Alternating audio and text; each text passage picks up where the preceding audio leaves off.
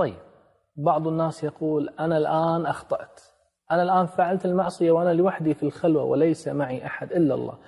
طيب ماذا أفعل الآن؟ طبعا عليك التوبة، لكن يمكنك أن تفعل شيئا ذكيا أيضا، شيء آخر. تدري ما هو؟ أن تفعل العكس. نعم، من حسن تعاملك مع الله إذا عصيته وأنت لوحدك أن تفعل العكس، أن تطيعه بالخلوة وأنت لوحدك حيث لا يراك أحد، كما أنك عصيت في الخلوة عندما لم يكن يراك أحد. قال تعالى: إن الحسنات يذهبن السيئات. مثل ماذا؟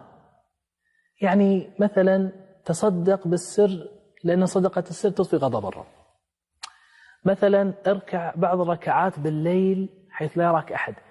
اعمل عمل خير واجعله مستمرا طوال حياتك ولو كان بسيطا، وحتى لو كان إطعام حيوان مثلا، ولكن بالسر لا يعلم بذلك أحد. فقد كان الصالحون يستحبون أن يكون للرجل عمل صالح مخبأ لا يعلم به أهل بيته ولا زوجته ولا أحد. إياك أن تكون أول الخاسرين إذا كنت في خلوتك مع الله.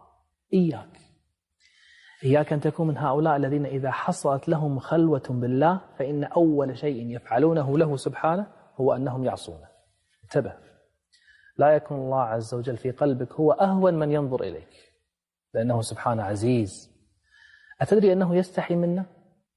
كما ورد في الحديث أنه يستحي منا، فمن باب أولى أن نستحي نحن منه. اللهم اقسم لنا من خشيتك ما تحول به بيننا وبين معصيتك، ومن طاعتك ما تبلغنا به جنتك، ومن اليقين ما تهون به علينا مصائب الدنيا.